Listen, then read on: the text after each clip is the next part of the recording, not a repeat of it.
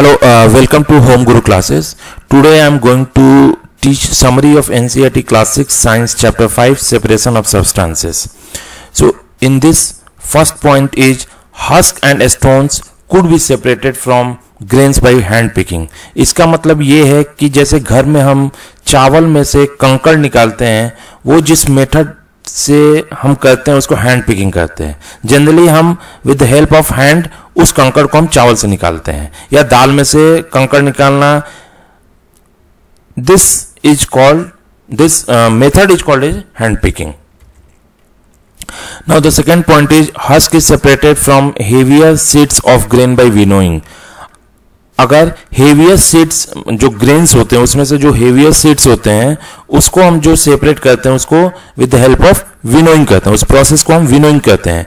जैसे गांव में जब चावल को मतलब धान से अलग की जाती है उस समय इस मेथड को यूज की जाती है, winnowing method. Now the third point is differences in size of particles in a mixture is utilized to separate them by the process of sieving and filtration.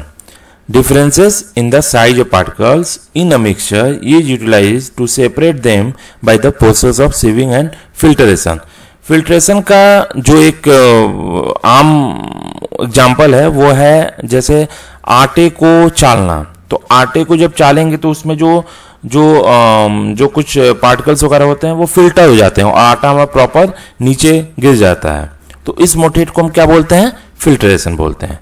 Now the second point is in a mixture of sand and water the heavier sand particle settle down at the bottom and the water can be separated by decantation. इसमें क्या होता है कि मान लीजिए एक glass में हमने पानी और बालू लिया, तो जैसे आप बालू को पानी में घोलोगे बालू नीचे जाके बैठ जाएगा. तो आप क्या कर सकते हो? आप पानी को बालू में से अलग कर सकते हो क्योंकि पानी ऊपर रहेगा और बालू नीचे रहेगा. तो मैक्सिमम जो वाटर है वो आप सेपरेट कर सकते हो. उस सेपरेट करने की प्रोसेस को और मेथड को हम डिकेंटेशन बोलते हैं. Now there is the filtration. Filtration can be used to separate components of a mixture of an insoluble solid and liquid.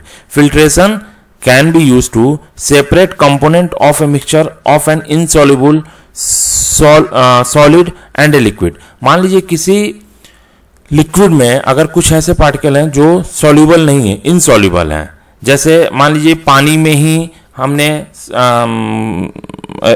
बालू मिलाया, तो उसको हम क्या कर सकते हैं? उसको हम फिल्टर करके हम पानी को अलग कर सकते हैं और बालू को अलग कर सकते हैं. तो इस प्रोसेस को हम क्या बोलेंगे? फिल्ट्रेशन बोलेंगे. Then next topic is evaporation. Evaporation is the process in which a liquid gets converted into its vapour. Evaporation एक ऐसी प्रोसेस होती है जो कि लिक्विड को क्या करती है? वो वेपर के फॉर्म में कन्वर्ट करती है. जब मान लीजिए एक ग्लास में आपने पानी रखा और उसको अगर आप सनलाइट में बाहर रखते हो तो आप कुछ दिन बाद या कुछ देर बाद आप ये ऑब्जर्व करोगे कि पानी का लेवल कम हो रहा है. It mean water is evaporating. Okay, so this is the process of evaporation.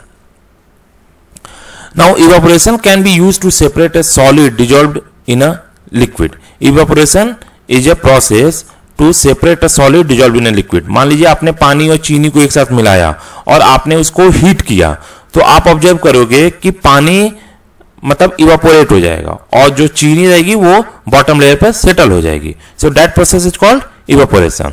Now the next topic is a saturated solution is one in which no more of that substance can be dissolve. Saturated solution वो solution होता है जिसमें और कोई substance को हम dissolve नहीं कर सकते.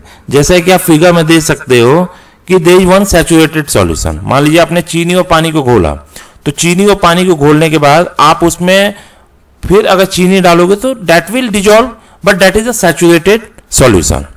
Now the next point is more of a substance can be dissolved in a solution by heating it.